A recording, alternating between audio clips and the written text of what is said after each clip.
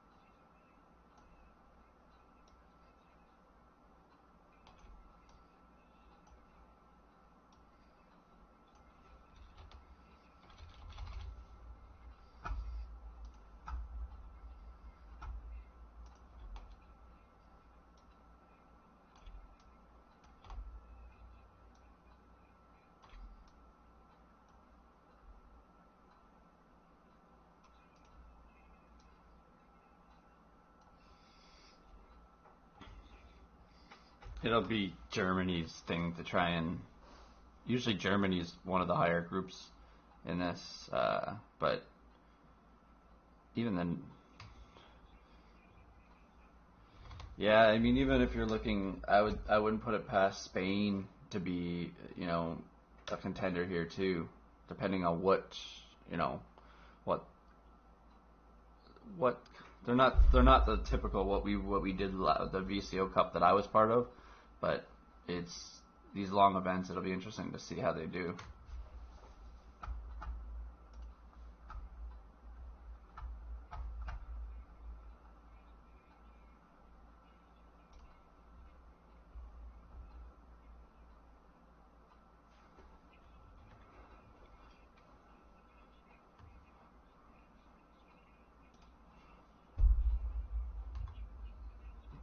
That's their old video. That they reused the video to promote from off their website that they normally have sitting there.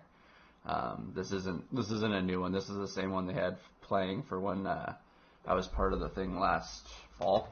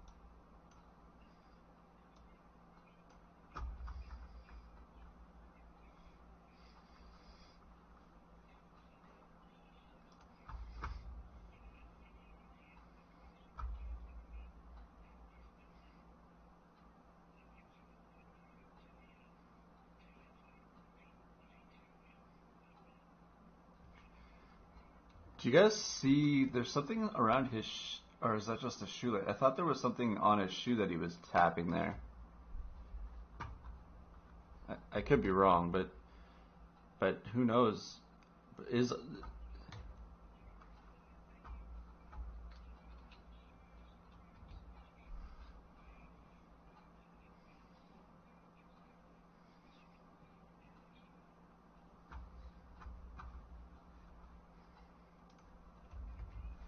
really impressive.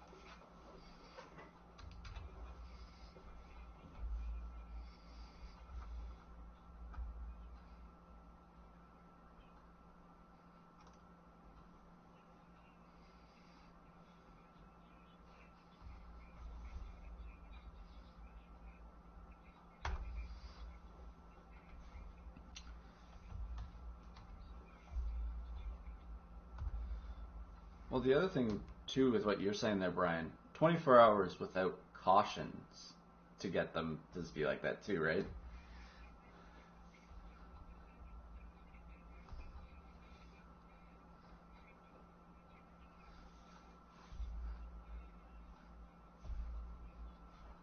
Well, and you got to there's so many variables. You got different drivers, different skill levels. Like how does it even up between, you know, you have a possibility of 4 drivers on each side or 6 drivers on each side or whatever it is, and they end up at the same part by the time 24 hours is done. Like that's just it's one of the weirdest things that happens without a caution. I just can't believe that it happens like that.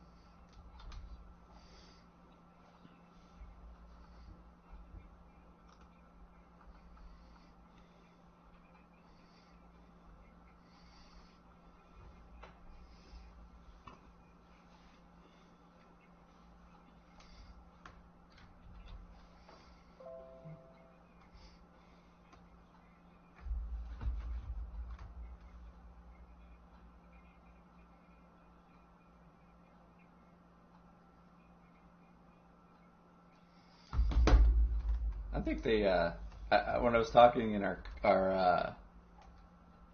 chat about this, I thought they didn't take an opportunity here. Obviously, they could have made a funnier image. I guess they could have had more people standing around holding shovels or something. Just kind of make it more of a joke here. It kind of looks weird having the dirt. Like I don't know if you guys see in the background there, looking at having it so high above by the wall there. You can't like the lettering's covered and stuff.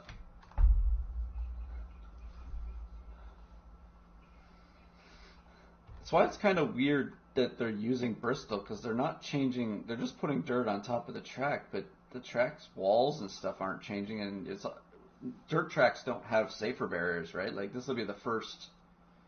You know, it would be something different than what they're used to. They're not going to change the walls to when they put the dirt down.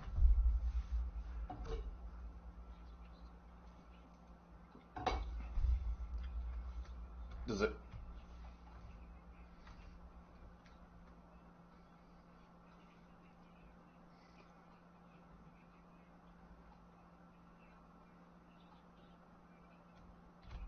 Well, did you hear what they're planning? There is talks that the last segment could be 250 laps. Like that's that'll be down to the asphalt by the end of it.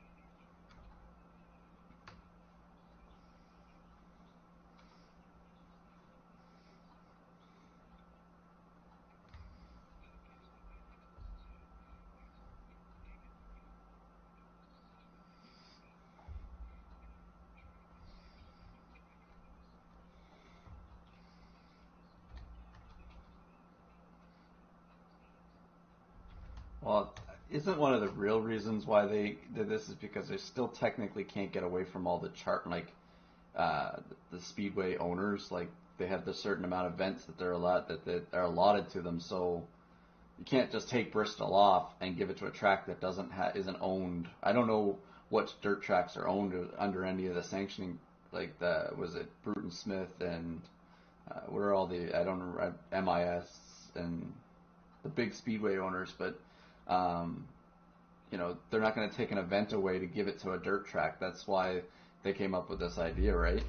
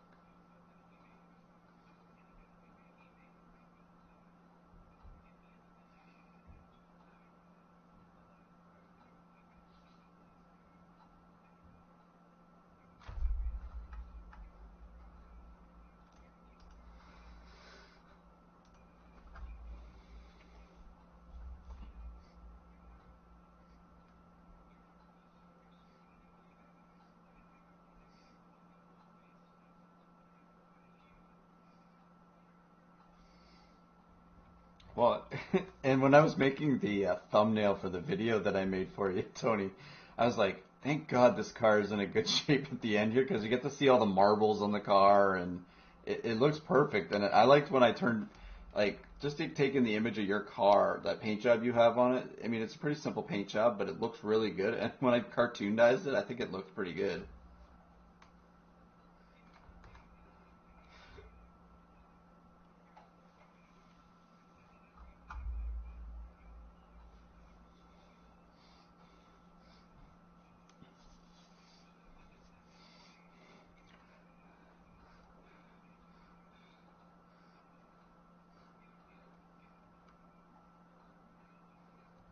When I watched the last little bit of your race there, and I'm thinking to myself, it's kind of reminded me like, when Dale Earnhardt Sr. won his 500, he he got to think about it for a lap because the caution came out and he had to roll around and make sure he got back to the line thinking about it. You kind of had it open there for a while just to cruise around for 2 laps there, knowing that, as long as nothing bad happens, it's good. So that's where I thought, you know, something's got to set in type thing. I don't know if it was setting in for you when you're actually driving around there for you, but I thought this would be kind of cool just to blend in, Dale Earnhardt Jr. talking about what the 500 means. Dale Sr., Trevor Bayne. I had Jamie McMurray. Like I watched Jamie McMurray's video on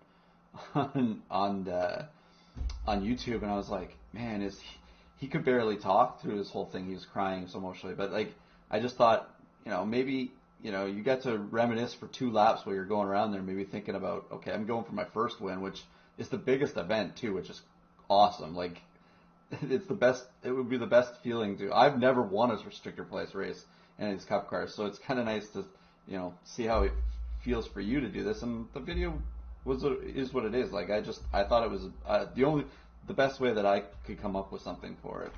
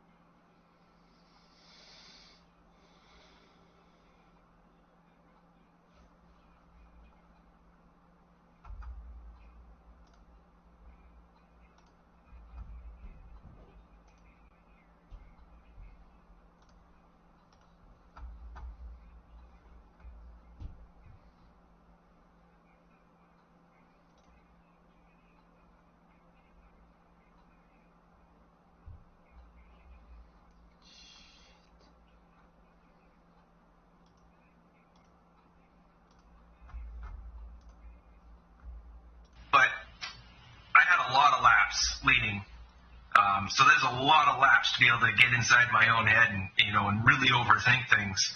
But with you being in my ear, I didn't have to. I could just push all that excitedness and nerves, just push it right out the door and just kind of focus on what I was doing. So that's another huge help to having a spotter, having someone in your ear. Oh yeah. I'm happy to do it. It was a blast, and I feel like it was my win as just as much as yours, just because I was there and gave you some insight that maybe have helped. So yeah, congratulations. That's going to open the floodgates. Many more to come. Well, here's hoping. One race at a time, right? Did you cry, Tony? No, I didn't. But I was extremely happy. You didn't sleep much that night, right? It took me a solid 2 hours to settle down from that. Yeah, so it was a late night. Well, congratulations, man. That was a major compliment. Thanks, guys. Thanks very much.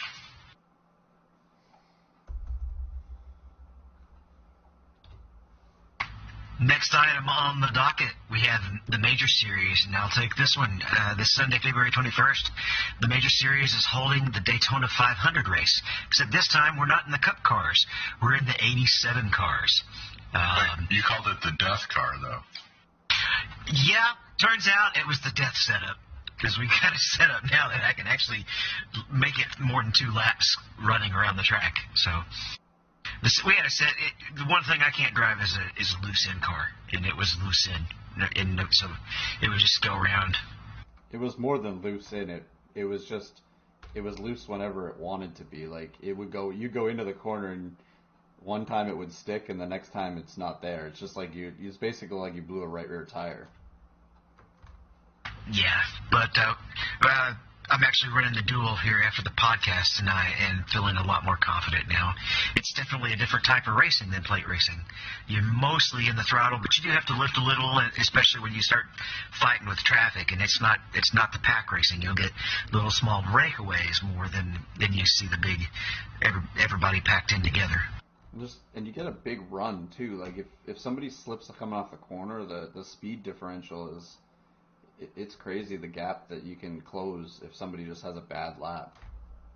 Yeah, just a little bit of looseness or lost, anything that causes them to lose momentum, you're already at the top of that car's speed, and so it takes a while to get back up there.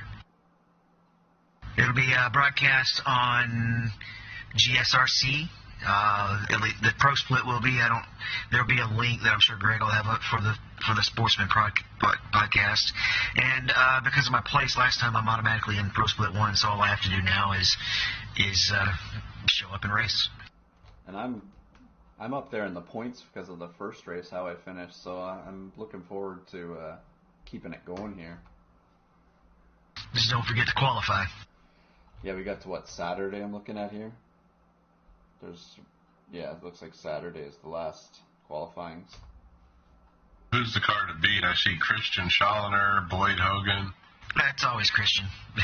The guy he's not human. Right.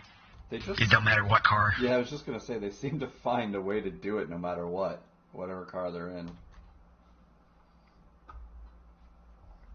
But he's just that good. Period. In almost all of the practice races or all the Winter Series races, he would start in the back just so he could drive up to the field. And he won the majority of the 87 races in the Winter League. I think it was 7 of 9 or something like that, or 9 of 11, I don't remember. Yep.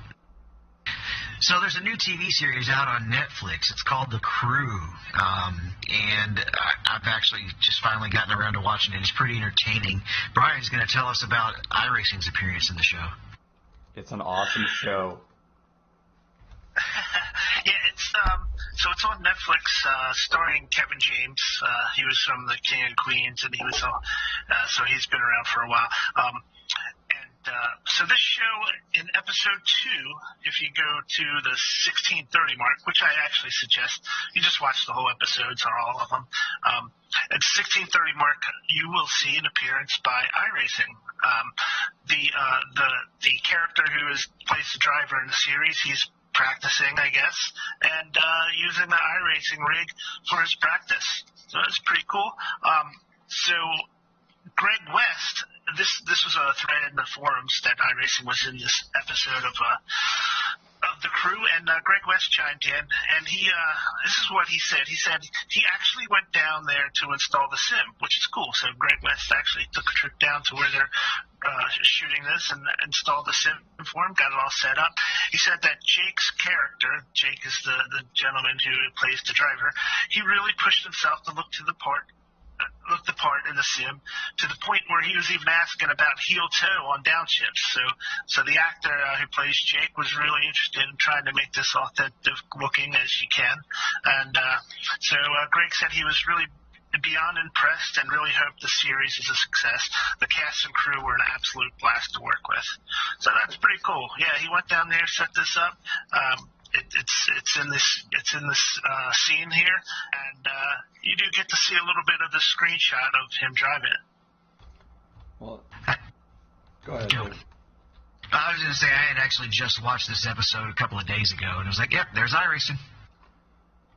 Well, and it's a comedy, right? So like the driver's like a pretty simple, I'll call him simple person as in it, but it's just it's a funny look in behind what's going on in a shop, kind of just being jokes and stuff like that. But they call it the sim in it, like the simulation work is what he's doing. It's kind of funny because it's a whole workout room that he's in there too, where that sim thing is, because he's got a hand-eye coordination thing on the other side of the room there that he is working on in a different scene, and it's just me and the wife have been watching this show, and we're kind of really enjoying it. Just trying to find time to finish, get the show done.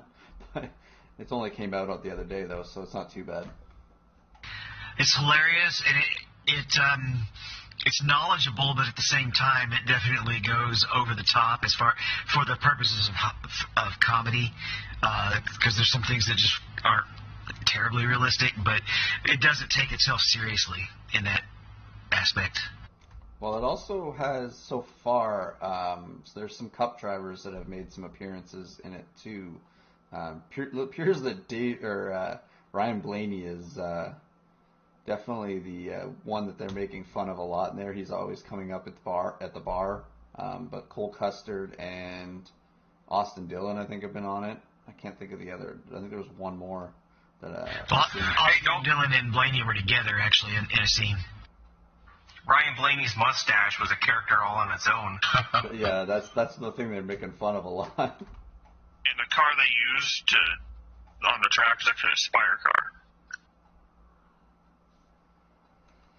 The more you know. Good. Yeah, if you guys watch Daytona 500, they promoted this thing like crazy. So they're really pushing it. I guess NASCAR's pushing it as well to kind of try to extend their brand, I guess. So yeah, you can check it out on Netflix. Kevin James is the producer on it too. Yeah, I guess he's also going to be the Grand Marshal for the road course coming up Sunday. Because he did the introductions for the 500, so he's going to change into the Grand Marshal part of it this week? That's what I heard anyways. I remember him from the past giving the Gentlemen Start Your Engines. Well, it was him and Adam Sandler that did it the one time, and they went crazy, but right. They've been in so many comedies together. They were promoting a movie at the time whenever they were doing all the Gentlemen Start Your Engines stuff. Yeah, I think that was Grown Ups, the movie.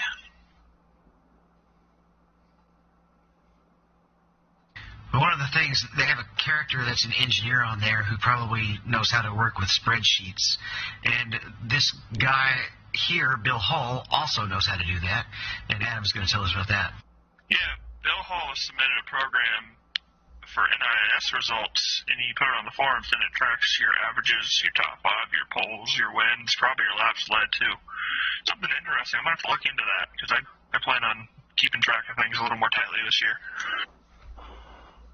So it's in a Microsoft Excel, and I don't have Excel installed on my sim rig, so I haven't been able to take a look at this, but it does look pretty cool. We have something similar on Google Sheets or Google Drive that we used last year when I would take the time to fill it out, or Greg would. But, yeah, I think we need to track it again. It's still early in the season. I was going to say, you probably could take this Excel and transfer it into Google Sheets too, couldn't you? It's just the same. They're pretty much the same programs. Yeah, I don't know. I'll have to look into that. But, yeah, I think one of us needs to take up tracking it. The problem with tracking it is looking up everyone else's finish. It's not real easy on the website.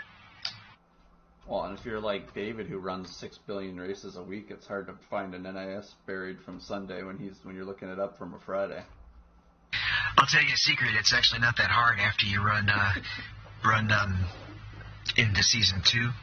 Once you're in Season 2, all the NIS starts still show up as Season 1. But that's 12 weeks all the way in. So far away. We're already in week 10 of Season 1.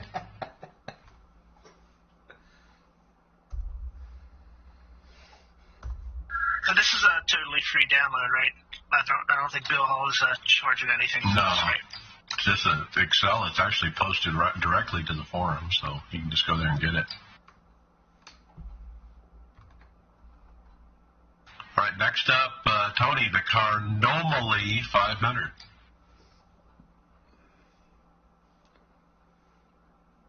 Would that be Carnomally or the Carnomally 500? Shout out to Gary. That was a good show, by the way. He was a lot of fun. Talking about Gary Corbet. Yes, sir. Yes, sir. Got to get them pronunciations right. At least I think that's how we're going to pronounce it, so hopefully I'm right. Anyways, this is the event put on by Parker Kligerman and Landon Castle.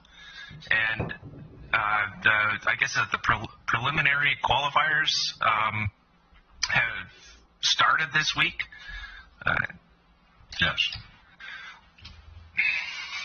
I didn't find I was hoping there was this links. is a crazy event because it's spread over 3 weeks, Tony, actually. I actually caught a bit of this the other night on Landon Castle's stream.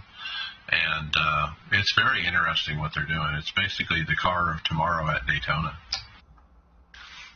Yeah, so it costs you $25 to enter. There's a $15,000 prize purse. That is a huge amount of money for this.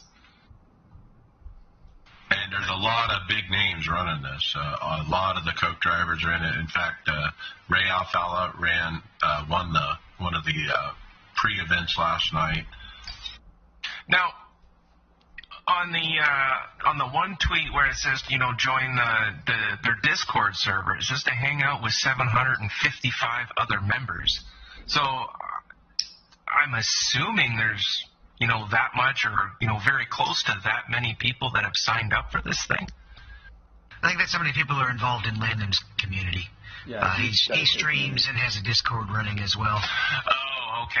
I read that completely wrong then. Well, and I wouldn't doubt what you're saying there, Tony, though, but because they're probably, most of the people that are in his Discord are probably going to participate in this event. I mean, what was his other one that they took, the 87 one that they did, the Firecracker one? That was a huge hit. Yeah, so this is the same group that put on that event, Greg, the Firecracker 400. It's actually Parker, Kligerman, Landon Castle, and Joshua Mendoza. And the three of them are kind of the admins, so to speak. And when I was watching the thing the other night, I mean, Landon is in the race driving, but he's also adminning. clearing flags and doing different things and telling people the rules. And so he's very hands-on. He's being Nemcross in the races. So are they finishing up the qualifying on the 24th? Is this how? Am I reading this right? So this week is like the prelims, and I think next week is the final events, is the way I understand it. Okay, because I see here the Battle 150, so I imagine it's going to be a 150-mile semifinal type thing to see if you get into the big show on March 3rd? I think it's like the duels would be, I think. Okay. Well, yeah, that makes sense. I mean, it seems like it would be a hell of an event. Now, they got to be broadcasting this, obviously. Yeah, they have the Twitch. I think Lannon's actually doing the broadcast right off of that same Twitch, but yes. Well, if it's anything like that last one that Lannon Castle put on, it's going to be, I thought they did a very, very good job of, producing, and they had I liked how they, had their, the setups for the commentators, so you can see them, and just thought it was a nice professional spin, to a really fun event.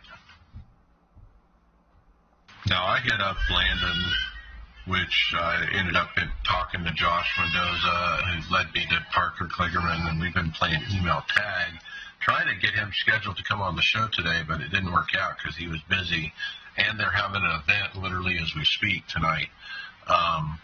So he talked about maybe we can hook up next week. So maybe we can get Parker on next week to talk about this event.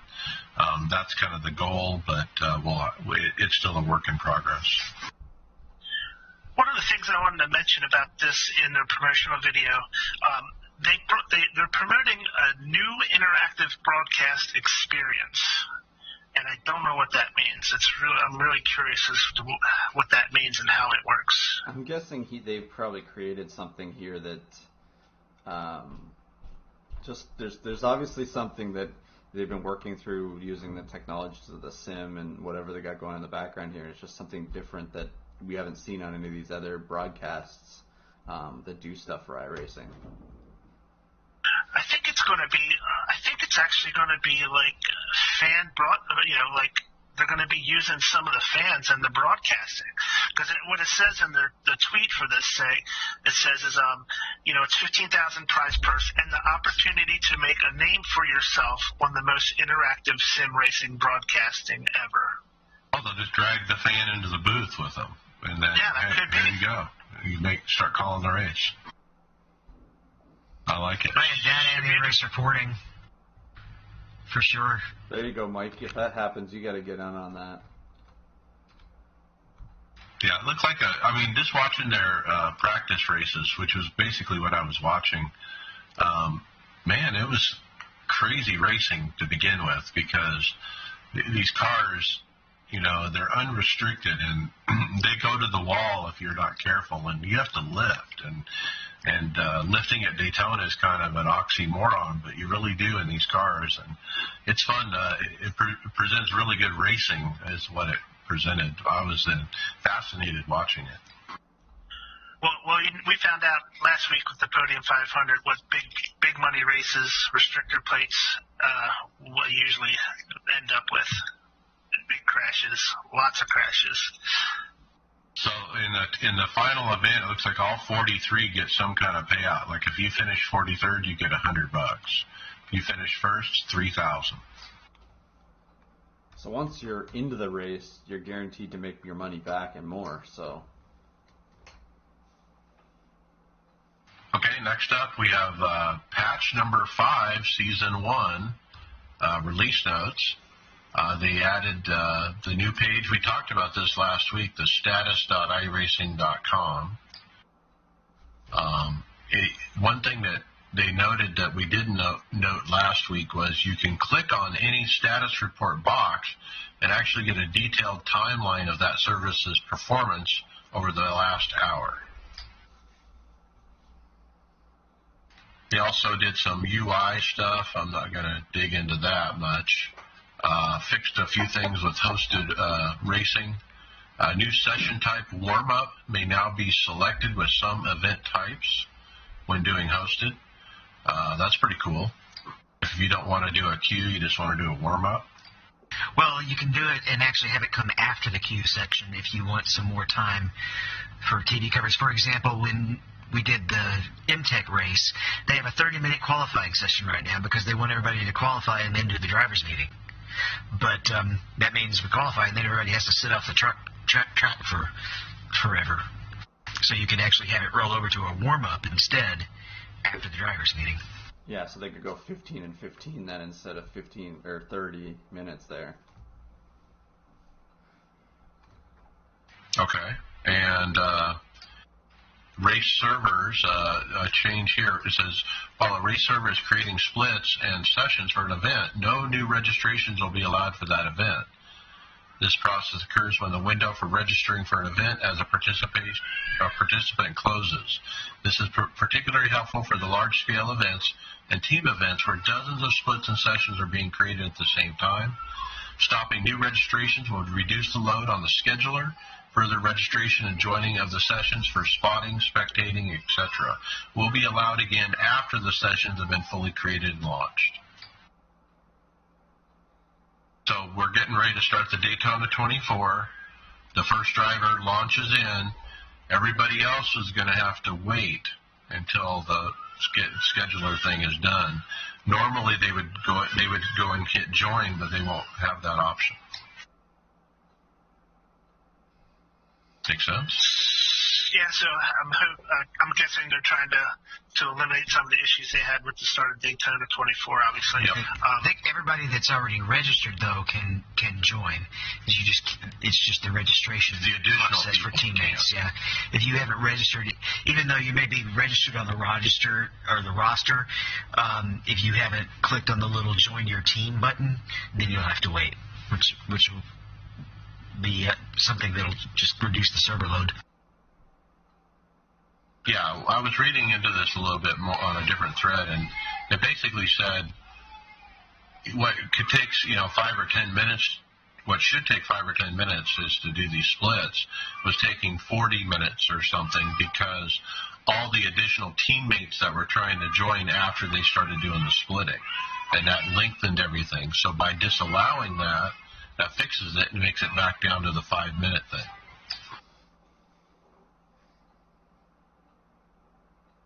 Changes to the cars. The Dallara IR18 audio levels for the limiter has been increased to 12,300. McLaren BOP adjustment and new contingency decals for the NASCAR. Yeah, and then they changed the truck series logos because obviously they have the Gander now instead of last. What was it? It wasn't Gander last. Camping World. It was a Camping World, right? But it's.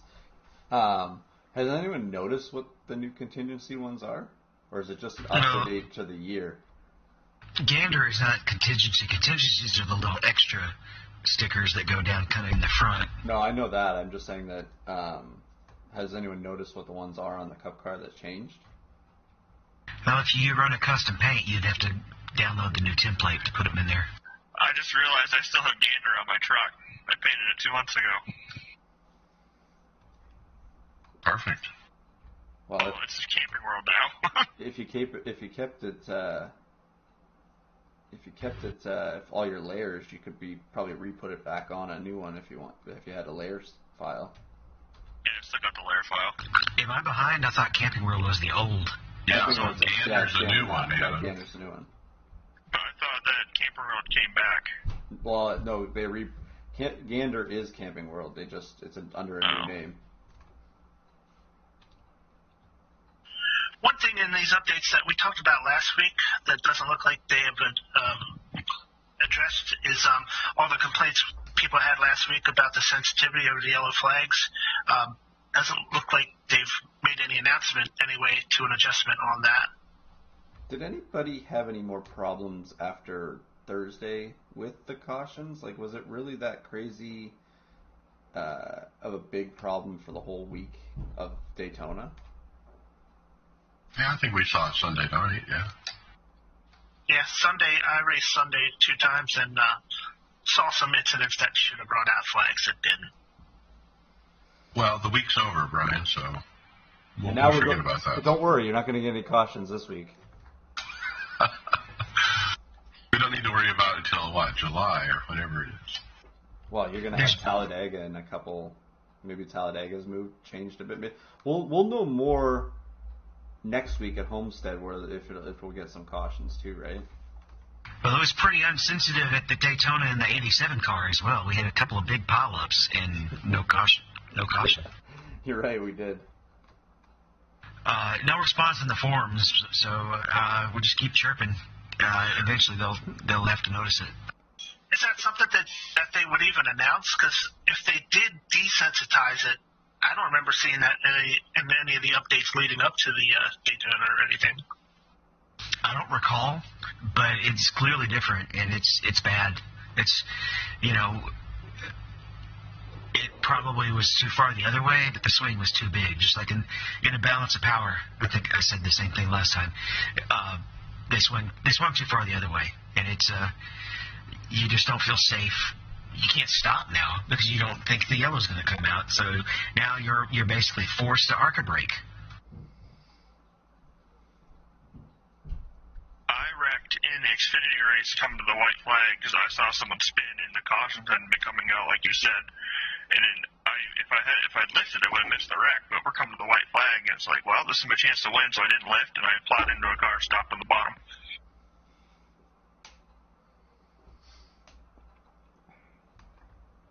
So our next item has basically already been covered, except there's a post that we linked to with Alex Gustafson explaining basically what we just told you. So we don't need to read it again, but there's a post if you want to hit it up. And that brings us to Daytona changes the track again. Yeah, that's right. Bob Packeris, who is the NASCAR reporter, he tweeted that he's expecting NASCAR to do something about the dirt situation on the road course. And Denny Hamlin actually responded and with some pics saying, I hope this helps you with your investigation. And he actually took pictures from Daytona with the track workers. They were digging up part of the dirt that's around some of these chicanes and adding an extra layer of concrete to expand that section. So these pictures look like it's probably a good 3 feet of concrete added to the track width for those chicanes. It looks like. I guess they were worried about all the dirt that was being dumped onto the track surface by people cutting that chicane a little bit too much and ripping up the dirt and sending it onto the track, causing problems with the track. So they are working on this as we speak, and it should be ready for this weekend's race. But I doubt if it will be ready for NASCAR or iRacing anytime real soon. Well, I think Brian. I wonder if this is going to stay in even back when the sports cars come there again, because that completely will change the character of that chicane and the way you can take it. Well, I was thinking, will that make them be even more aggressive in cutting it? Because the dirt's not there, and now it's smooth. No, they're putting in turtles there, just like the front stretch chicane. Well, so on top of that concrete, you're saying there'll be turtles? Yeah, the reason they've put the concrete down there, Mike, is they needed to bolt the turtles to something too. So what they've done is they've added a strip there that is designed to hold the turtles. There probably wasn't anything there that they could. This was the solution to put a turtle somewhere, is to add that extra concrete to have it sit on. But I agree with David. I don't see those turtles being the option, because even when I was looking in the forums today, when I was on the iRacing, they were saying that this wouldn't be the sports cars wouldn't, the front of their cars wouldn't, they would clip it and it could do some damage and stuff. Well, even the cup cars, you hit the turtles on the front stretch and it can kill your engine. Well, yeah, and I don't, and iRacing could add this real quickly. It's not a huge thing. It's no different than what they did with the turtles when they created the last two turns, but I don't. We've already run half of the NIS. Yeah. Yeah, we already run half the NIS races. I just don't see us getting it because it would take that. If I don't know, like from what we get in this picture, it seems to me they're only changing the exit. It doesn't seem like they're adding it through the whole thing.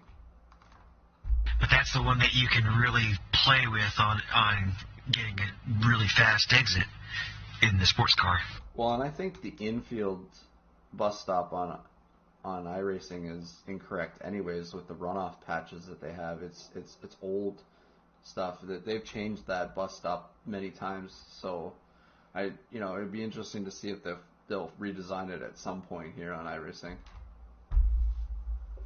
So how does iRacing do their workflow on this? They're like, does somebody have a notebook and they write down, oh boy, they changed the chicane and we got to redo it, and do they have to scan it? Can they just fudge it?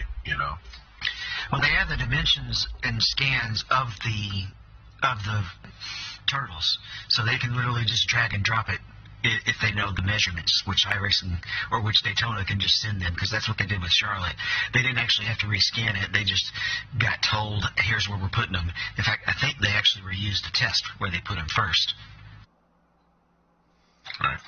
Yeah, it's just coordinates, right? They just have, this is the area that these turtles take up, and that's the coordinates where you got to put it down, right?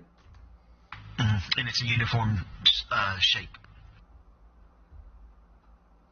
So that was earlier in the week, and then today they said they're going to change the other chicane. What, the front stretch? Isn't that what I understand, Brian? Or am I missing something? No, this is just the change to the back stretch chicane. Oh, it's the back the old bus stop. Okay. I think you're right, because then they already had the turtles in the front stretch chicane, right? Okay. Yeah, you don't mess with those turtles, or it'll either destroy your car or get your car so upset that you have to wait so long to get it settled before you can get on the throttle. So those you don't touch. Do you think, like, obviously we saw the Clash, and they were pretty hard on the brakes in the nighttime there. They're tired. They had some really glowing rotors front and back. Do you think down the road they take those other turtles out if they run this track more often when they go to the bigger brakes and the bigger rims on the next Cup cars, and they just could run it like the sports cars do, or is it just going to call this one the NASCAR style?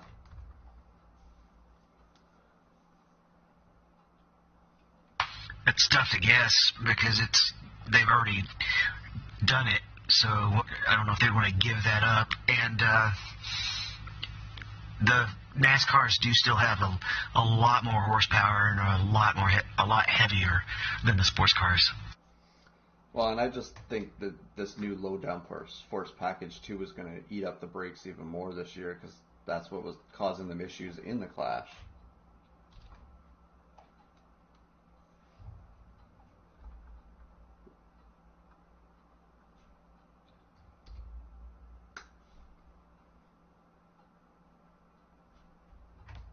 Who's going to participate in the Rhodes Pro, Adam? Not me, because I'm busy, but Tyler Hudson announced in the forums that the Road to Pro qualifying series is now active and live, so get in there and get your practice if you're trying to go and make those big bucks. First race is March 4th at Las Vegas. These are Thursday night races every 2 weeks. 9 p.m., I believe. And they're going to take the top 70 from round 1 and move them into round 2, where they'll compete to move to the Road to Pro Contender Series. And we were talking about this in the chat, trying to drum up interest. I would say, this series is open to everybody, okay? Even if you're not really going to be a pro and you're not really going to go to Coke, you can still run this series. And in previous seasons, I've always encouraged everybody to run it, because why not? It's open. There should be a lot of people in it, which means you'll get split into splits that are equal to your talent of your iRating. it should be good racing, and why not? It's only once every 2 weeks. I kind of like that format where it's not a race every 2 hours. If you just screw up, you just get back in another one. You got to perform, and if you don't, you're going to take a hit.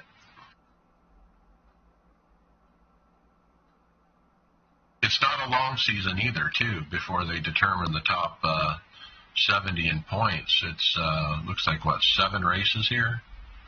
8 races. Yeah, I've attempted it the last couple of years, but my plate's a little full this year. On a side note, while we're talking about the trucks, Adam just sent us in the messenger, and then I checked on the NASCAR app. It does say Camping World again.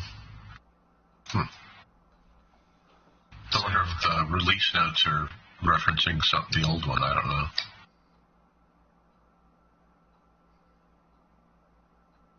It'll be interesting. Running the Road to Pro on Thursday nights, it makes it a little harder for me to run it. And I also just, even though I'm running a few leagues now, I enjoy the pickup racing, even that you get in NIS a little bit more. There's a lot less pressure just running NIS. How many people are going to show up for this? That's kind of what I was thinking is, and how many people are going to be diligent about, running it, every 2 weeks and getting all 8 starts. It might be a little bit easier to break into the top 70 than you think. I think even though they're going to have it this way, Mike, I think it's still going to end up the same. You're going to still have the same contenders. You're probably going to lose out on some contenders that could be in it because you're going to get, like you said, some of those sneaky people that get in and just because of luck and stuff like that. Because in eight races, bad luck can happen to anybody, right? So, if you're just consistent, you might be able to sneak in. That's kind of what I was saying in the chat. If you're above 3,000 iRating and you run all 8 of these races, I wouldn't count you out. And the top 70 doesn't get you out of Road to Pro. It just gets you to the second level of Road to Pro. Right. Then you got to be in the top 20, right, to get into the road or into the Pro Series. Yeah, that's right. Yeah. Formerly known as Pro. Yep, and then they're going to be adding the non-qualifiers from the Coke Series to 21st on to that series, correct? Right. Well, there is Talladega and Martinsville as 2 of the 8 races, so yeah, anything can happen, but yeah, why not? I mean, if you're not doing anything on a Thursday night, do it. David and I were kind of involved in a league here that we're running Thursday night, so that kind of is a conflict. So I don't know what I'm personally going to do. My iRating is pretty darn low, so I don't think I'm a factor, but others on the team might be. What time is it? Is it at 9 o'clock like it'd be after our show? Yeah, I think so. So it competes at the NIS fixed time. Yeah, it's NIS fixed on Thursday nights, isn't it? Right, yeah. Yeah, for me personally, I just don't want to burn time and resources on that, knowing that I'm not making pro. I just don't have the talent or dedication.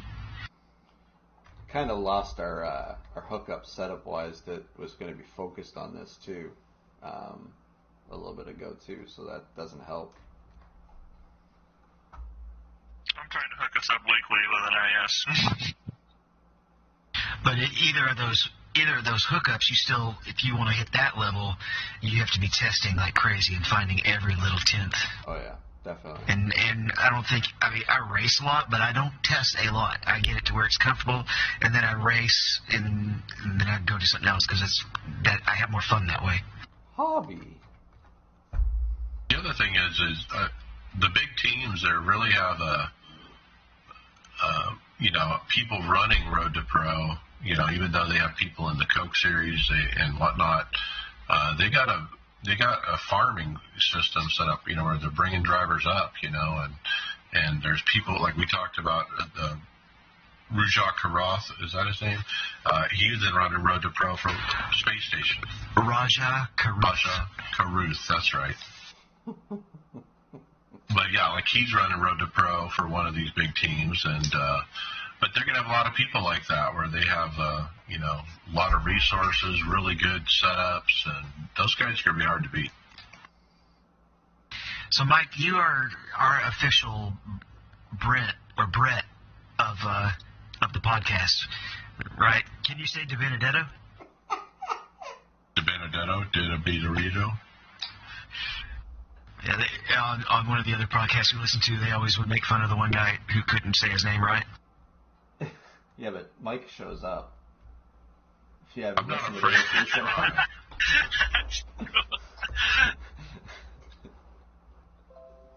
He's semi-retired though, so.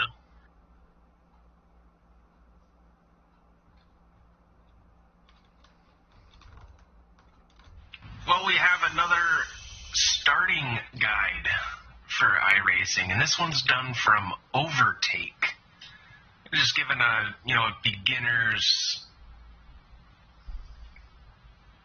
actually probably even pre-beginner.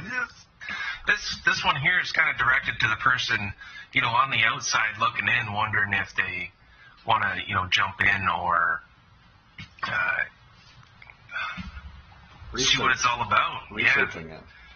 Yeah, it's a rather short article, but it does a pretty good job of summing up what you can expect. Just jumping in, what you're kind of looking at equipment-wise. They give a couple of video offerings, some of the starter wheels that a typical iRacer would use, as well as the higher end stuff. They go through. They just kind of skim over everything, and it's good. It gives you enough to be like, what does this? This is kind of interesting. A little overview of some different type of racing that you can see, and a little bit on the license system. And I thought they did a fairly good job at this. There's one paragraph that really stood out to me though, and it's right near the end. About the third from last paragraph. I'm just going to read it because I thought it was really good. It says, more than anything, iRacing is a learning experience. Some say that sim racing has problems with accessibility for newcomers, and there's certainly truth to that. iRacing is not built for casual racing game fun. It is a time-intensive hobby, and if you're used to games like GT Sport or F1 2020, you will need to adapt in a lot of situations. And that is just absolutely so true. And it's a paragraph that should actually, kind of start should be at the start of most of these articles to say, hey, like, this is just something totally different than what most people on the outside looking in are used to. It's not grab a controller and sit up on the couch, yeah. I look at it as kind of going through this is nice to have this now. Like, Mike, I don't know. I mean, me and you, I guess, and Brian, and I guess Dave, we were probably all over 10 years, right, have been on iRacing. So when I first got introduced to iRacing, it was an article in a PC gaming magazine. So I learned from iRacing by just advertising and seeing it. Like, I didn't get a chance to have someone say what was all involved in it. But looking through this, like, there's so much more value to what you get now. I mean, obviously there's a lot more content that you have to purchase nowadays than when we started. Like, you could build up the content as it came in. But to have AI, that's a bonus when you're trying to get into something like this, because we never used to have that. You had to wait for races if you wanted to race, and the options of hardware has gotten a lot better.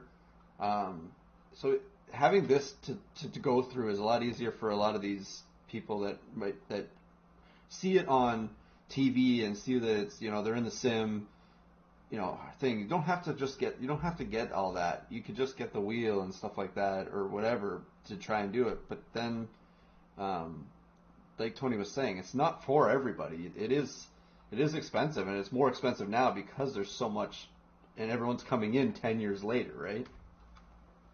It's a great article that really explains what you might be getting into. It kind of gives you a taste of it. It gives you just a snippet of a little bit of everything. When I started, I researched. I do research like crazy. There was nothing like this. I had no idea what I was getting into. I knew it was complex, and that was about it, and I just bit and ran. But I would have loved to have an article like this when I first started. Yeah, when I started, it wasn't completely foreign because I had been active in R-Factor for a couple of years. But it was still a whole different world even than R-Factor. The handling was drastically different back then. Okay, next is using the sim to present paints. Petty's Garage tweeted out a new paint scheme for Eric Jones, number 43, for this week's Daytona road race. What was unusual is they used the iRacing's paint system in car for the photos. It's probably actually more usual now than unusual. But the car's not wrapped yet. They want to present it, to get it out on social media. What do? Well, you get it on iRacing and take some screenshots. And it's so quick and easy to do that too, without what's the cost? They already have the programs and all that stuff. The cost is just doing it up, right? Time. Just a little bit of time for whoever's paying it and doing the screenshot. Pretty simple. It's really cool that they're doing that they're using the iRacing cars to pre-introduce their cars that are coming up in the races that they haven't been able to show yet. Okay, next housekeeping notes, Aftermath Podcast. Make sure you subscribe to that. At the last episode, Tony went into detail about his Daytona 500 win, and those guys have a lot of fun over there. Gary, famous rock musician, what an interview he was. So that was a pleasure. Don't forget our website, iRacersLounge.com, where you can visually see everything we're talking about. It works on cell phones really good, so check it out. We may be open to recruiting here at FOSI Racing and iRacers Lounge with the right fit. If you race NIS and you want to be part of this podcast on air weekly, hit me up, and we'll see if it works out. I'll take a couple of sports car buddies, too. That's right. And then you've heard about us talk about the Midwest Simulation Spotlights. We love them here at iRacers Lounge. We are now an affiliate. When you go to buy your new Spotlights Pro, use the coupon code iRacers Lounge for 10% off at Midwest Simulation. Oh, sorry, I got to cut everybody off here, but we got ours in, and we got the Spotter Lights Pro. So that's got the two spotter lights, and then it's almost a full pit buddy. So you get to see your tires, when you're low on fuel, which you get to actually set to, how low it goes before it comes on, and then, your fast repair if you got that turned on or off. Looks great on a monitor. I've tried it, to test it out, get it all running up, but Lisa will be trying it out for the first time Saturday night in the Ladies of iRacing race. Very cool. The fast repair thing is going to save her at some point, I'll make sure you uncheck that before you pit. You should actually have it set. You can go in your INI file and set it to be automatically off. And then you bind a couple of keys to turn it on or off when you need to. That's a good idea. That came in handy the other day with the 87 car, right, David? Well, it's come in handy in every Majors race because the Majors does have a fast repair. But you don't want to use it when you have just a little ding. You want to use it when you're really banged up. But you also don't want to get caught with it off and then be stuck. You can't flip it on after you've already started a 30-minute engine repair. Next, Bobby Jonas is leading in fantasy.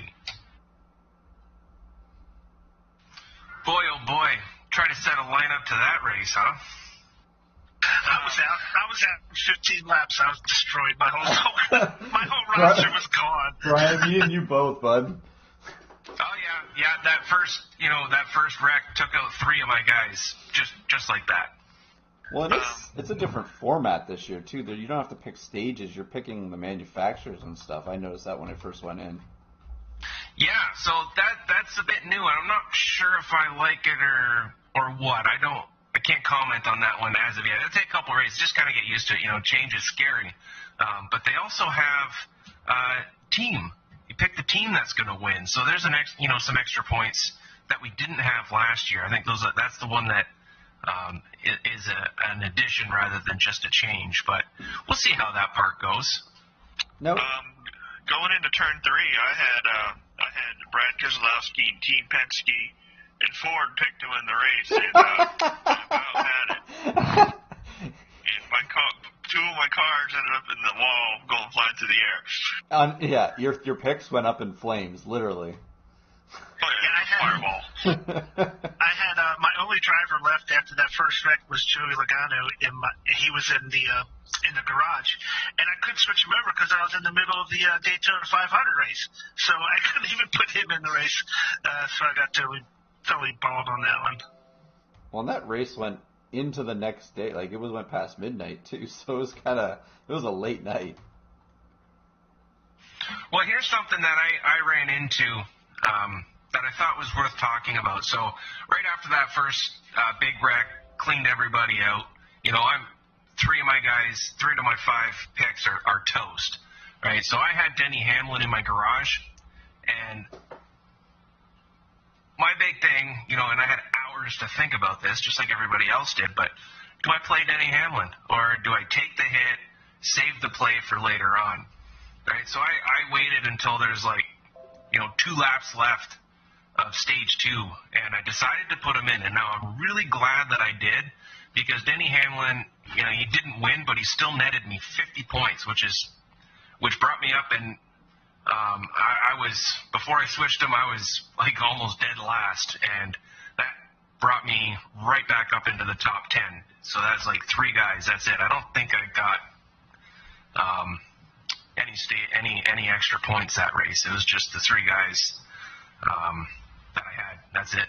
So did Bobby really pick Michael McDowell? He had to have, because none of my guys wrecked. He had Chase, I think, was his closest driver to it. I had Michael McDowell. Yeah, I remember you came across, I was like, who picked McDowell? But obviously McDowell's always been in those races. Chase Elliott's, if you look this week, Chase Elliott's starting on the pole. McDowell's going to be up in the starting there. What's the chances he might stay up? He'll get a better finish this week too, because he gets a good qualifying position that he normally wouldn't have at the road course. And he's a good road course racer, so maybe he can continue a hot streak and get a good top 5, 10, and he can stay in that top 20 to, be in the championship, because that's what he's got to fight for now. Now, I picked McDowell because, he is a solid plate racer, and he's usually, he's flirting top 10 most of these plate races, so, I would never expect him to win. I would never pick him to win for obvious reasons. But, a good points day on that guy, for sure. Yeah, so this this road course coming up, we got a little bit of history, right? It's a little bit. It's something. So, who are you going to throw in? Chase is an obvious favorite. But who's your other guys that you're gonna fill out the rest of your roster with? I'm looking at dirt guys generally do pretty good at road races, so that's gonna be kind of putting my focus on those guys, and we'll see. It's gonna be an interesting one. Whatever happened in the Clash, you might really want to go with what was going on in that Clash race. The way that any of those guys that got to participate in the Clash got a leg up on the rest of the field. Yeah, and that's, take a look at those guys. Exactly. That's that's our history. That's what we know. You know, like when we get a little further into the season and what's it called, Coda? Yeah, Circuit of Oh, the we're gonna Americas. have fun there. That's, you know what, and that's just a whole new beast, right? Same with Bristol Dirt. You know, it's going to be like, you know, fantasy nightmare trying to, you know, pick guys for those races because we just don't have no history to go off of there. So Bristol at Dirt, I think, is going to be extremely tough. But oh man, just make for a really, really interesting season. I'm not sure how, you know, having these couple Daytona races that we've raced already this week with the low downforce, I'm not really sure how the Cup car is going to get along at Coda with that low downforce and that little wing going through the S's that need some downforce at Coda. Like, they're quick back and forth. They're going to have to take those really slow to have any mechanical grip through there. But that's down the road. Literally. I haven't even bought that track. It's my least favorite track in the entire service. It's a purposely built WEC or whatever, and F1 track. It's not much for anything else. It can't be worse than Oran Park.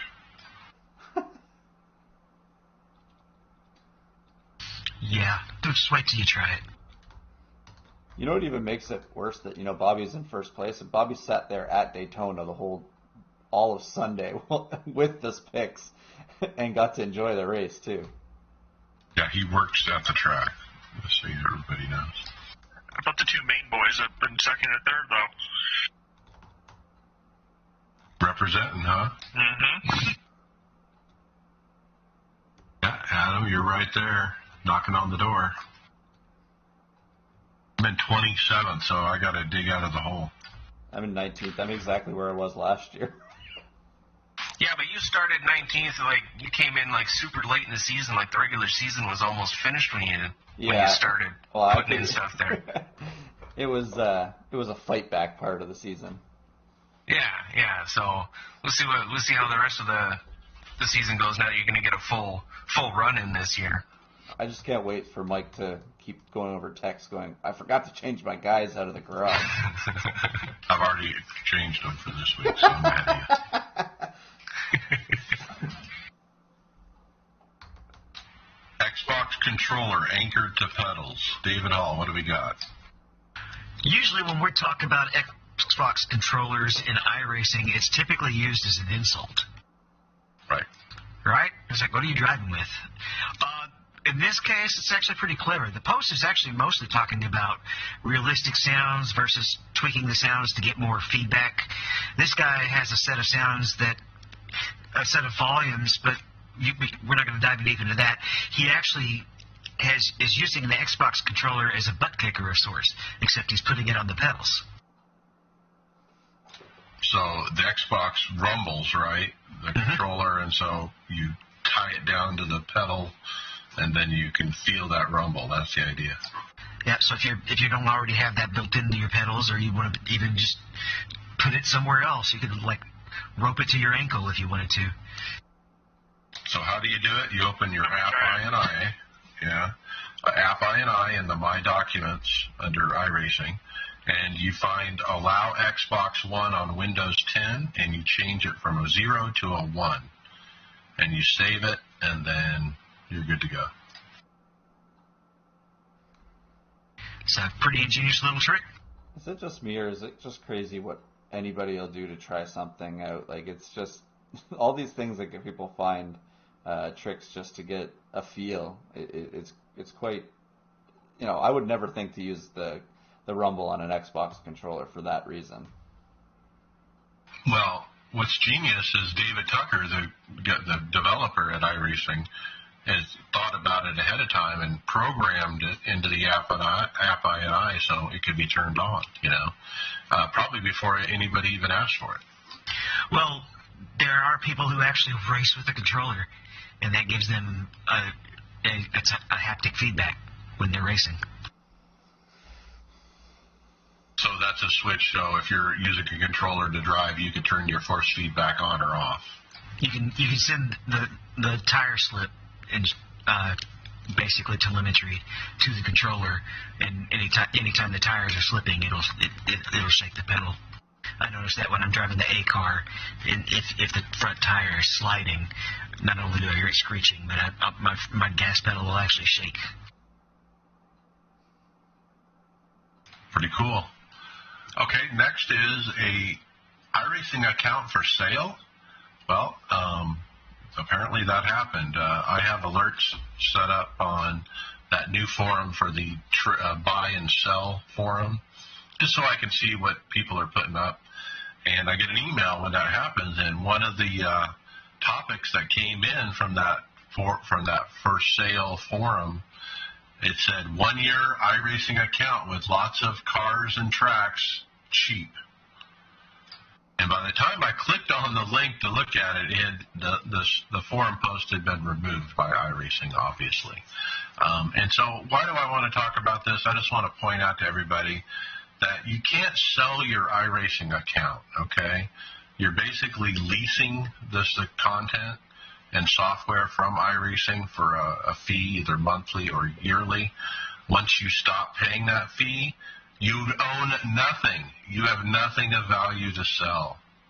And I don't know how clear that can be, but people who think they can sell this is kind of ridiculous.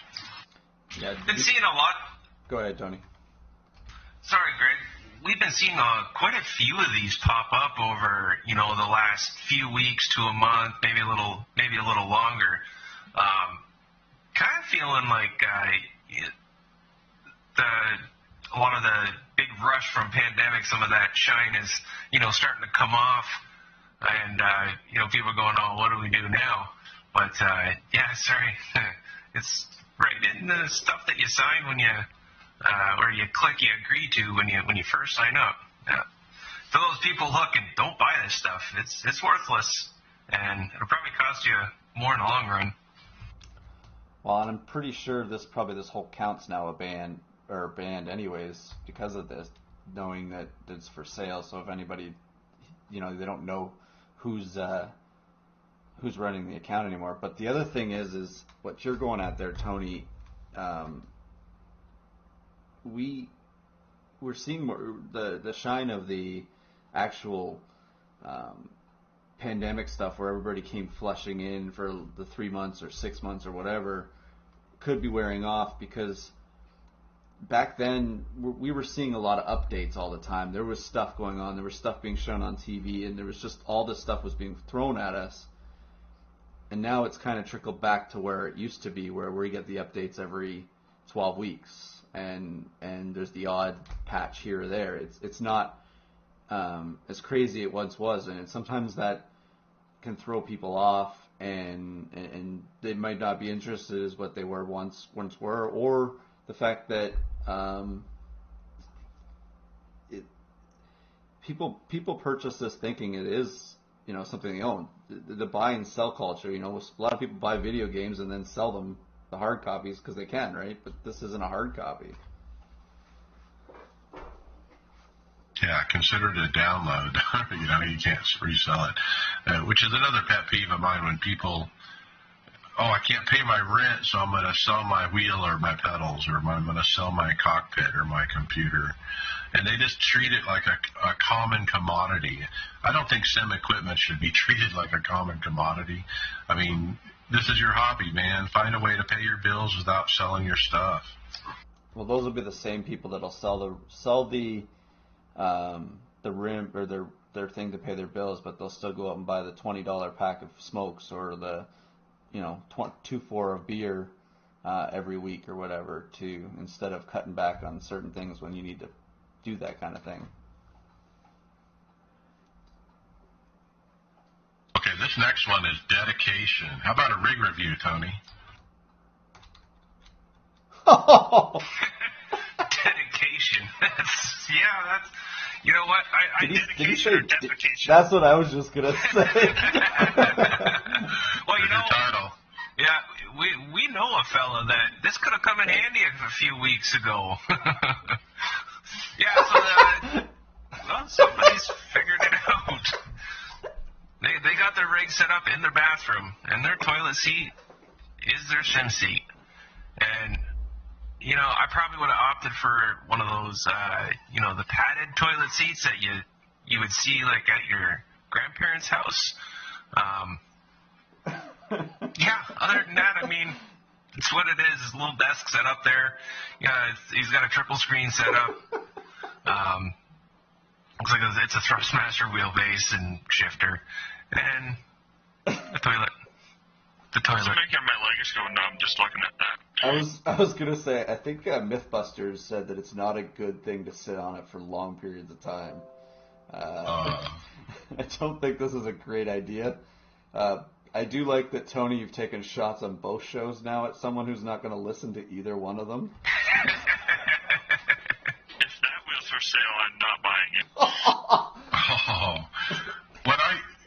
It'd be one thing if it was just a single monitor setup. I mean, that's still a story. But, man, it's triples in the bathroom.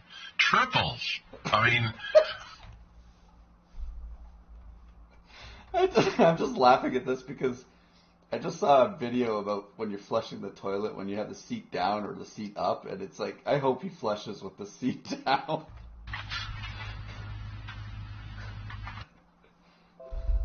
That's gross. Not even a Lysol wipe or anything in the room. I wonder whenever he gets wrecked out if he says, well, that was crappy. Shitty race. Okay, how about another killer rig review, Brian? Yeah, man. Move over, Crocs. We got some chains. This guy has an office chair with the wheels on it, as they typically do, and he has the same problem that a lot of people do racing with office chairs. You know, you press the pedals and your chair slides backwards. Well, what he did was he rigged up a chain to go from each corner of his pedals. He's got some nice inverted pedals there, and wraps around the post of his chair. So I guess that keeps him from sliding backwards when he's on the brake too hard or whatever. So yeah, it looks like one of those nylon plastic chains connected to each corner of his inverted pedals. My only concern would be that could the pedal still rotate? If you're pressing on the right side, would the pedals rotate to the right or to the left if you're hitting the clutch too hard or something like that? But we know where he spends his money on, though. Which part he really is concerned about is the brakes, gas and brake pedals. Okay, so let's not be too quick to toss out or move aside the Crocs. The ingenuity here is great. you gotta work within your limits sometime. And yeah, I mean, he obviously blew his budget on his pedals because those are gorgeous. But with the setup here, your chair will it can still move, and that can potentially mess with you. Pair of Crocs locked into under a couple of those wheels, that chair does not move at all. So there's still a little bit of wiggle room here. But what's coming up next, I think, might solve the Croc issue. Hey, I think he's got a better motion system than I do, though. This guy has an 80-20, but it's like a half 80-20 rig, and it's connected to an office chair. Wow. Kind of reminds me of those starter ones that you're like supposed to have in your like living room, and you can put on your couch. Kind of the way it's like it's a quick start, like stowaway thing. But it's obviously this one doesn't look like you can put it away, but it's minimal amount of stuff needed for making it, right, Adam? Yeah, it doesn't look very stable though. Add to that, it's got the shafts for the wheel stand coming up through the middle, which really limits your choices on which bit you use for each pedal. How are you gonna push the brake? You gonna bend your leg around the pole? I race on a play seat that has the shaft in the middle, and I have no problem. All I did was with the Fanatic pedals is I moved the brake over a bit. Good point. Because I'm a both foot driver anyways, so I don't know if there's anybody on our team that isn't, but I used to drive with one foot, and I broke that habit. This one just doesn't compute for me. I mean, it's really nice for the fact that it's 80/20, and it's premium materials and stuff. But then the design is like, cheap as crap. I don't know what to say. It's just like it's like a cheap play seat made out of 80/20, but then it's got this thing that'll hook around the shaft of your office chair, so your chair doesn't move. Well, it just looks like it could tip over real easy. Well, the direct drive won't fit on there. The furthest you could go would be one of Fanatic's force feedbacks or the Logitech's. I wouldn't put a direct drive on that at all. This is designed for a certain market, and I totally get it. Now this looks like just like a CAD mock-up, but yes, you're not going to put a direct drive. You're not going to put a real high-end wheel on this. It's not designed for that. It is designed for the smaller wheels, but there's lots of people that just don't have the room, to have a full-out rig. Maybe they can't even, do something in their living room. They're stuck in a certain room, and this will fit that. And it looks almost like they have like a quick release system built to, quickly pop off your office chair so you can go from, sim racing to your workspace. And I like it. I think it's a really nice little option. Obviously, depending on the price point, I didn't look into that. I don't want to look into that. I don't want to be spoiled. It's just the plans. So you get for $15 Canadian, they give you the CAD drawing and what you need to do to do for it. Oh, okay. But I mean, yeah, this option will be really good for there is a lot of people that have this limitation. So more options, that are sound, and this does seem to be quite sound. There might be, some additions you could do to make it seem a little bit more stable, but I think this one would work out okay. It looks all right. Now, this next one, though, is kind of along the same veins, Tony, but I think this one's a little bit better designed. Yeah. So, the last one and this one here, it would totally negate the use for Crocs, which, it does upset me, but hey, we're all allowed to grow up. This one is another 80/20 setup, but it is just strictly for the pedals. And this one that we're looking at right now is, it's an elevated stand for your pedals that has the, the angle options to move them up and down to what's comfortable for you. And then to the back of that, it has like a piece, a channel piece attached by two rods where your, two of your desk chair wheels would sit in and stop you from, moving back and forth. And this one here, I love the design. I hate the price. The price really sucks. And I don't know if it's would actually be worth it, but there again, for those people that just have no other choice, this is kind of what they got to play with. It's a clean looking thing. It looks nice and neat, and it looks well made, so maybe it is worth it. I don't know. That price is a lot cheaper than a full rig by far, and this would have been really handy when I didn't have my rig yet, because not only would it hold the chair in place and keep the pedals steady, and my wheel was actually mounted to my desk, so I didn't have to worry about that at that time. But it also, the elevated part is also very nice because it gets you closer to the GT position. Would you be concerned, looking at the way that the wheels sit in that tray there, being plastic wheels on most chairs, of breaking them? No. The wheels on those things are pretty darn tough, and there's nothing to really, break. I guess if you're, overly concerned, you could kind of, fill the gap in between the wheels, put some foam in there or something just to kind of, so they can't move around, but I wouldn't be concerned about that. Yeah, this one is the better because with the one with the chain, you still could slide to the left or right. This one, you can't go left or right, can't go forward, back, so I think it wins out. Next up, our last hardware story, Max Pappas Innovations shows off its new sim racing seats in their revamped sim racing series of products coming out soon. No price, but man, what a beauty. It looks like their wheel with the black and orange. That looks really comfortable compared to what I'm sitting in. I would definitely purchase these as my next seat if I was going to make my own whole setup here. I would too, just because the look is just striking. I just love the look of it. And if you got a matching wheel to go with it, boy, that would be sharp. I know like the MPIs are the orange color. I wonder if they'll ever come up in different like color patterns or something like that. The orange looks good, but like maybe a blue or a red or something like that, or an all black.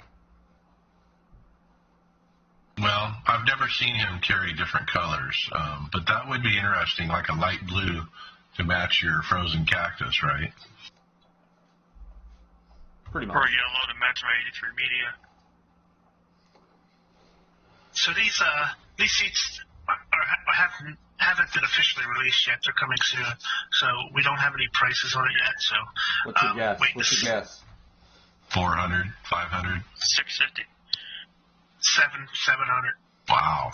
I would say it's probably between 5 and 7, like you guys are saying. And it looks like a racing seat, but it looks wider for more comfort. It's got the head wraparound thing, but not too much. Not like a proper racing seat, but it's got enough to make it feel like a racing seat. And it also has the shoulder kind of wraparound too, but not a lot. You can see it kind of bows out where your shoulders are.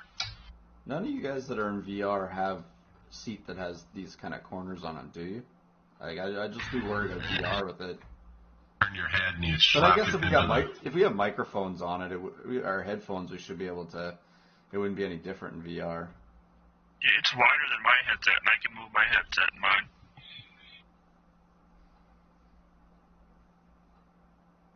Yeah, and that actually is a proper racing seat. That can go in a race car. So this will be good for Brian in his seat when it's throwing him around. He won't get a concussion or anything like that. Results. Let's talk NIS Daytona 500 and wrap that up. Friday Open, I ran. Did not finish. My shifters stopped working during a green flag stop. This is the second or third time this has happened to me now. I ended up losing the draft when I panicked and jumped out of the car and remapped the shifters to the keyboard. When the fix really was to turn the wheel off and turn it right back on. So I screwed that up and lost some time. Was a lap down in the front pack when they all wrecked, including me. So I was a lap down racing in the front pack. They wrecked, and I was just caught up in it. So, yeah, it was the story of my week. David, P11.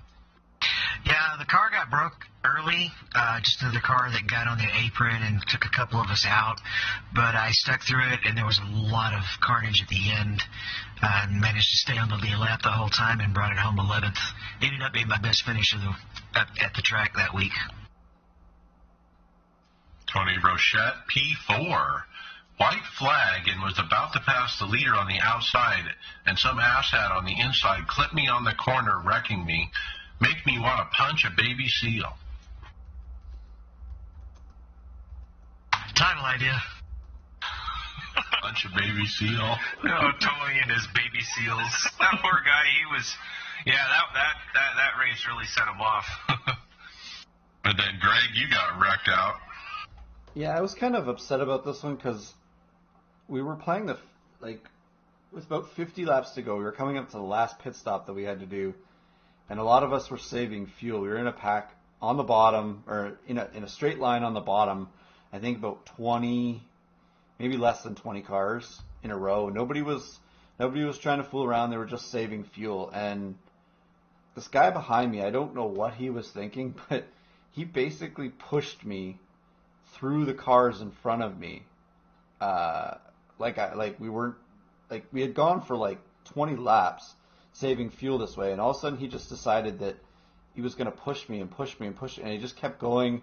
He pushed me down below the yellow line, and then kept going, and then hooked me into the wall and caused the big one. And it's frustrating because I don't, I'd rather get all the way to the end and something happen, or early in the race. At the 150 mark, it sucks. Well, and it's helpless. There's nothing you can do to prevent that guy from doing that. And he just disconnected right away and then left and never saw anything from him and couldn't even rebuttal or talk to him because he just left. Now, Sunday Open, David, I caught the end of your race on your Twitch channel, and man, oh man, you were making some moves, buddy. P17. Yeah, you left a lot. You ended with a bang there, or my engine did. I was almost in position, and I was a little too generous actually, and did not cut down on the guy and abandon the guy who had pushed me. Got caught and then left and dumped off in the middle. Got past on the outside, inside. Guy bounces off the wall, takes me out. P17. But that run, those last few laps, you marched from like 10th up to 1st, and you just took it from them. I mean, it was this inside, outside. I'm going to the 3 wide, and you had all these great moves, and then that last move you didn't go to the bottom, and then they hung you, the guy who was pushing you actually hung you out. Mm-hmm. Not Frank. And Tom also, he ran that morning. Got a P9, ran top 5 all race, and there was a little bit too much bumping and baking in the final laps. He got crashed, but still pulled off the top 10 in the 500, so he couldn't complain. And then Brian, almost as well, P3. Yeah, so I was running in the front pretty much all the race. I led like 38 laps. But I kind of there was a yellow that came out with like just over 40 laps to go. I was in the lead of the race. I didn't pit, and everybody behind me did. So, I was going to be cutting it really close on fuel, but everybody else had fueled up, so they were going to be good to the end. And but we got another yellow flag with about 10 laps to go. I went in and topped off my fuel. I came back out in 3rd place behind 2 guys who didn't have to pit, and we just kind of like stayed in line to the end, and it was just a 3-group breakout. So I just couldn't make any moves to get around those 2 guys in front of me. The last ditch move I could make was only get the side-by-side with the car in 2nd place. So it was a good run, though. I had a lot of fun, and 3rd place, I'll take that. So you really think if you made a different pit call there, you might have had a better finish? Yep. If I made a better pit call, I think I would have won, because I was a little bit fat. My car was in better shape than those guys. I didn't have any damage. They might have had a little bit that was slowing them up just a touch. If we were running side by side or something like that, they got out of the draft. And I was in the lead right before that next to last yellow flag when I stayed out. And I thought I had enough fuel to the end, and I don't think I would have made it even with that last caution. I don't know who did the set or who was responsible for our set, but I got to tell you, it was spot on. I mean, we didn't have a problem with the set. No, it was good. I used the one that we raced with Adam the weekend before, so it worked really good. Was that the pay to win one? Nope, that was an RKM set. Oh, that was the other one. All right, Sunday fixed. I ran, got pole position. All right, at least I got something this week. I led many laps in the early run. I was top 5, basically just riding. And then lap 117, the top 2 tangle and take out the field. So 1st and 2nd place, wreck each other. I'm running like 4th, I think, at the time, and got just caught up with, I just can't catch a break, and got through Daytona 500 week without a win, and I'm kind of bummed about that, but what can you do? Ryan, P11. Yeah, so this was Sunday night fixed. I was able to stay up in the front of the race the whole way. A lot of cars that were on the lead lap towards the end had some damage. I was pretty much clean. And then Mike jumped on. I had a little bit about 20 laps to go in the race. We had just had a yellow. We were restarting, and I was on the outside on row 2, so I was in 4th. And I was able to push up through the cars that were in front of me. I got to the lead. We're probably about 18 laps to go now, and Mike was with me. There was a car that was a lap down, and the pack was like 2.5 wide at this point, running around trying to jockey for position. I was in the lead, and a lead lap car was way off the pace going into turn 3 and was just right on the bottom, right in the middle of the racing line. I checked up to go around him, to get on the apron to go around him. The car's high got caught up, and he wrecked probably about 4 lead lap cars that were still vying for the win. So got back out with some damage, wound up P11, 2 laps down. But the thing that really made me angry was this car was off the pace the entire race almost, and every time we would go by him, he would run middle of the track, he would not get out of the racing line. Every time we came by, people were telling him, get out of the racing line, and we were able to get by him because most of the time we were single file earlier in the race, but when everybody's going to get the best position they can, and it's 2 and 3 wide, and you got this lap car who's not clearing the track, it was just impossible to get around him. So it really upset me, and I actually wound up protesting that guy. I don't know if I got something back that they reviewed it, but I don't know what the outcome of it was. And Mike, you saw that. It was just ridiculous. Yeah, Mike was with me in my ears. Everything looked really good for me to get a really good finish, and that guy just ruined the entire race. That worked out so good for Tony when I came on for the last 20 laps. I was trying to give Brian that same magic, but it didn't work out with that dang lap car. Could have what happened to me in my 500. I had a qualifying issue loading in, so I couldn't qualify, and I started. Where did I start? Looking at it right here. Started 20th, right next to Elliott Sadler, and I was even out of 3rd gear in the trial, and someone downshifted instead of going into 4th. And I ended up spinning through the infield, not even into 4th gear the first lap, and I've already got damage, and that made it for a long race. I ended up P17 3 laps down. And you only did the one start, huh? Yeah, I only do one start a week. I run trucks in the Xfinity too, so. So real quick, Mike, you saw what happened in that race. Do you think that was something that was protestable? I don't know. Can you protest stupid? I mean, that's really what it was. In the context of everything else that happened in the race with that same guy, probably. Just that event alone, probably not. You have to look at the context of he's been doing it the entire race, Right, and I did mention that in my protest that he had been told many, many times to please clear the track. You just hope that somebody else did it so that it kind of helps you out there, Brian. All right, let's move on to this week, and we're at the Roval at Daytona. Wins the Open, David P23. Yeah, P23 started off even further back. Some attrition got me some positions, and was just slow in the top split. A lot of these guys can get this stock car around that track better than I can. I just cannot translate the speed that I see in the Ferrari compared to the speed. And yeah, Greg's raising his hand, but you're not turning 51s, okay?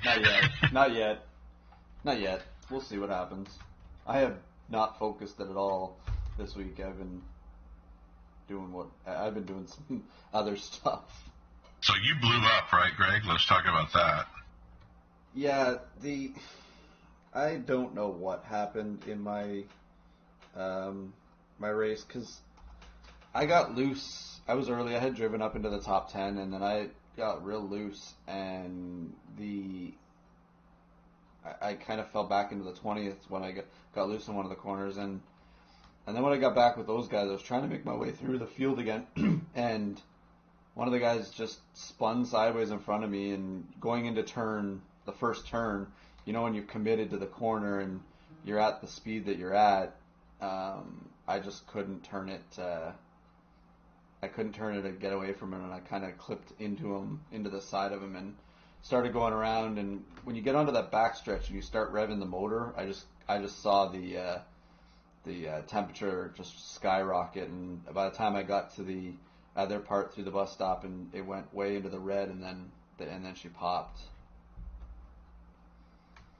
Okay, and I ran, and I almost didn't run until David suggested a gear change late, right before the race, and that really saved my race. The gear change made it where I wasn't spinning out the car under throttle. It seemed like every time I was trying to get it up to speed, I would spin out a lot, and so I couldn't even get around the track without wrecking. But after the gear change, I wasn't wrecking, and I was able to get around. So I started 34th. I actually choked my Q laps, so I was like dead last, but made my way up to 21st by the end. So I'm really happy with that result, and heck with that, I'm probably going to even try to run Friday. Yeah, that gear change is essentially basically what I call the safe set. You know, like VRS puts out a safe set sometimes in some of the sports cars. And I was having the same problem. If I was going down into first gear, I just can't get the power down smoothly. And I'd wiggle. I usually wouldn't spin, but I'd wiggle enough that it really cost me a lot of lap time. So I shortened the gear so much that I could just come out of second gear, out of the horseshoe and everywhere else, and got better results. I did notice in today's race that a couple of the guys were getting a better exit out of the horseshoe, but I was still running the same times, and then they all spun out right in front of me. So call it safe mode, giving up a little bit of pace out of the horseshoe, but overall I think it made me safer and faster. No question. I would have never finished that race if I hadn't changed the gear. There's no question. Tony Rochette, man, what a run. P4. He started 4th, stayed out of trouble and clean. Thinks this is the first ever road race I've ever had with 0X, and it was bottom split to boot. So well done. Today you ran, David, P17. Yep, P17, a little bit better result. Same thing. It was a top split. And I forgot to check and see if I got more points on that or not. I'll take a look at that in a second. Bobby ran as well. He didn't put in his result. Don't remember how he did. He said 17th, if I remember. Oh, that's right. Yeah, because we ran the same spot. Okay, moving to leagues, Fast Track Sim Racing League. Yeah, you skipped official. What did we do in official? 3 wins at Montreal in the Euro, not in A Open, in the Euro Sprint Series. I put that in the wrong place. Sorry to glance over 3 wins, but man, that's pretty cool.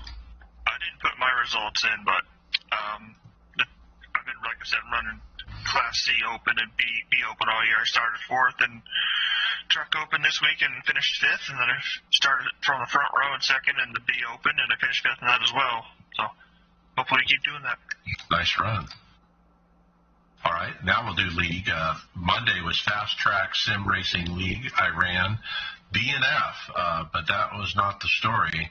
I actually started 17th. I got the lead by lap 8. I led the most laps, stayed in the top 4 basically with about 25 to go. I was the first on the outside lane, pushed by Josh Campbell. Basically got turned going down the back straight.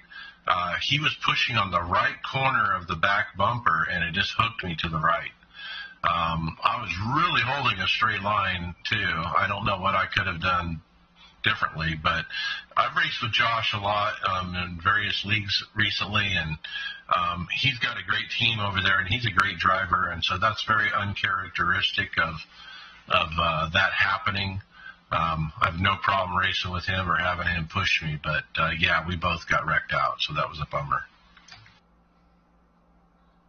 We ran Eucora as well Thursday night.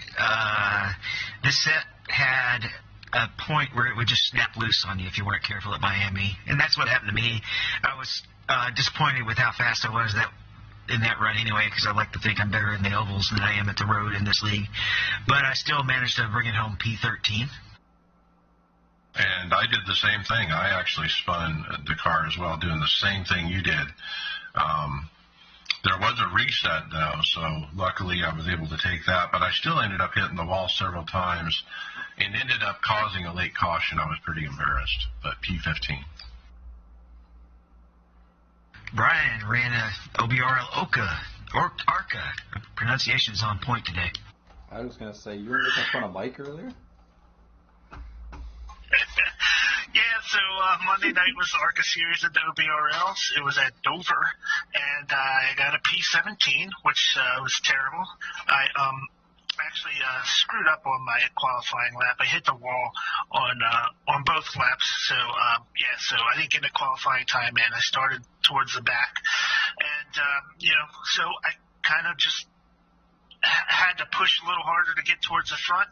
I was coming off of turn 4, I think it was, and I was going underneath a car, and as I was coming up, he was coming down a little bit. We made contact, and that kind of messed up the race for me. I got some damage. Took like 4 minutes to repair, and put me like 15 laps down. So that kind of ended my day. I was fast after that. My car was pretty much back to normal, but there wasn't enough yellows or anything to try to get moved up. So which kind of sucks, because this is the first of the 2 races that are the round of 8s for the playoffs. So I'm actually in 6th place going into the next week, which I would have to get into the top 4 to continue, and I don't think that's going to happen at this point. We'll keep trying. And then Premier Race Network Cup, Tom Dreiling, he wins the Daytona 250. Had some computer issues to start the race, missed cue, and had to start from the pits. Was able to work my lap back. Then on a late race restart, was able to take the lead and not give it back. Moves me to the playoffs. Now time to get more playoff points. And final thoughts. Adam Jocelyn, what do you got? Just ready to get this last Daytona race over and get on to Homestead and get to the normal grind and the normal ovals. If you can't get a win, top 5s. That's all I want. That's right. Let's get the regular season underway. The Daytona's been a bust. Brian McCubbin, final thoughts.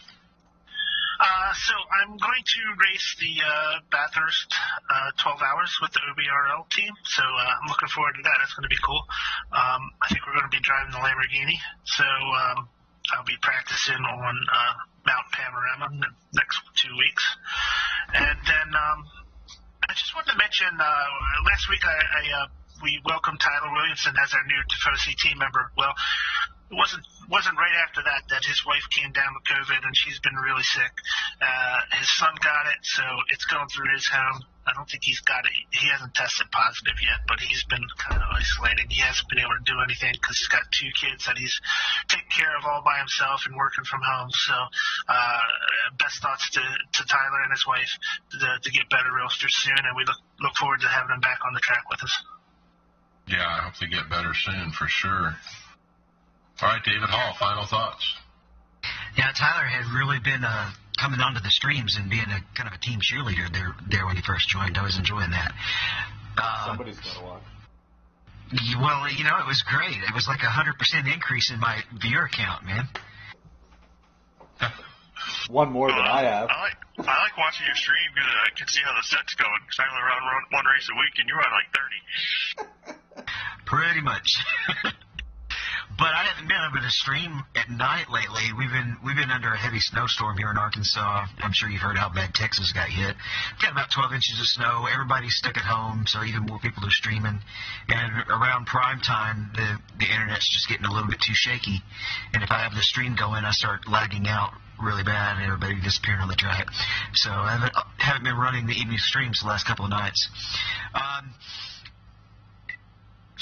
I'm really frustrated with how slow I am at compared to the other top split guys at the Daytona Roval. I'm only missing about a second, I guess, compared to where Greg averages, though I'm hitting 35s as well. I did try a couple of different things. What it really just comes down to, 55s, was it 45s? 55s? It was a 5. Wow. It was a 55. But I I did something. I used to undercalibrate the brake so that I didn't have to quite push it in as far. I was actually developing a little bit of a sore knee from that as well. So for the Thursday race, I recalibrated it where I pushed it down full force, and I have very little throw on the brake. Did that, and after a couple of laps of getting used to it and not just completely missing the corner, it not only helped the knee, but it helped me not lock the brakes up as much. But I still just can't get on the throttle. So I've gone ahead and ordered the throttle damper hydraulic kit to slap on there too, and see if that can help smooth out the throttle. Because I know the braking points, I know the turns. It's just I cannot apply the throttle smoothly enough to get on the wheel and get going as quick as the other guys around me. Now, David, when you calibrated your brake pedal that way, did you change what do you have your in-sim brake, what is that, linear or whatever it is, multiplier set at? Is it set at 0? It's at the default for the Fanatec recommended, which I think is 0. It's supposed to be 0, so that's the one thing that'll help your braking too. If you're gonna use the pedal all the way, is 0. Yeah, I had not changed it. I had just undercalibrated it a little because I had the wheel so stiff that I was just trying to I was trying to have less travel. But at that point in road racing, in the stock car, you just have to feather the brakes so much because otherwise you'll snap it when you're trying to trail brake it. You can put a lot more trail braking into it with a Ferrari than you can with a Cup car. Well, and you said that you're in the top splits, but you're a top split IMSA driver or Euro driver. It kind of changes now that we're in the Cup Series stuff is switching over. I wouldn't be a top split Cup driver either. It's different that way, right? Like it's that you're being thrown in there because your iRating's high because of the roadside of driving high downforce cars. And I'm not top split when I'm over in IMSA because those guys are 6,000, 7,000. But the top split road iRating has been 2,300 average. So and I'm at 2,200 because that's about what I run in the Ferrari and in the LMP. Seems to me that we haven't really drawn a lot more European type or the more road drivers this week than I thought we would. Like since the road license is kind of translating over, I thought we would attract more. Actually, there was quite a few new names in that race with the higher, but still not 6,000, 7,000 guys. But there was a lot of 2,000, 3,000 guys in there. But you might not notice them. They could be NIS guys that are oval. You kind of got to watch their ovals and road to see where they would split out too, right? Mm-hmm. But no, it's interesting with the way that you got to worry about your road license now. It doesn't pay out nearly as many points either because like an 11th place got like 160 points at Daytona in that almost 4K field, and then the 2K field, the 17th place. Well, I know the 23rd place was only like 56 points. So even the winner is not getting nearly as many points at the road race as they are at the oval races. Okay, Greg Hector's final thoughts. I don't know. This week's been weird. I normally I'd be jumping up and down for the road course and being excited, and I just feel like it's been a rough week going back to work after taking a week off, and I don't feel like I'm in the swing of things yet with the NIS season, and hopefully tomorrow night I'll get my last NIS Open for this week on the road course and I'll get some practice done tomorrow afternoon and figure out my problems, but I'm definitely not as comfortable as I normally would be on the road course. I could still compensate and probably get a good finish, but I would like to be a lot faster than I am, and so just not the week yet for what I normally accustomed to when I'm driving on the road courses and the Cup cars. Okay, Tony Groves, final thoughts. Oh, we got another Ladies of iRacing race to announce Saturday night. And the ladies are going to venture into their first plate race. Not at Daytona, but at Talladega is what they've got on their schedule. And they're going for 50 laps, so it's a little longer than what they normally do. But all in all, it should be a good race. These ladies have been really stepping up their game. And I know they've been out there doing a lot of practice. I've been able to get into a couple of Carburetor Cup races with Lisa and working with her on just, drafting and keeping that line nice and straight. And figured Carb Cup was a really good option for her to work on wreck avoidance. And we'll see how all this stuff plays out this Saturday night. All right, that's always fun to watch. I'll be watching. My final thoughts, Daytona, man, I didn't get the win I was hoping for, but I ran how I expected to, which was up front. I can't tell you how many laps I've led this week. It's been kind of crazy. And then to run really well in the fast track sim racing, to come up to the front right away and to stay up there through most of the race, to be in position near the end before I got wrecked, about ready to win that thing. Man, I'm really proud of that, even though I don't have the result to speak for it. But that's kind of the way racing goes, and we'll move on to next week. I'm looking forward to Homestead already. Let's get the regular season underway, and with that, we'll see you on the track. Later.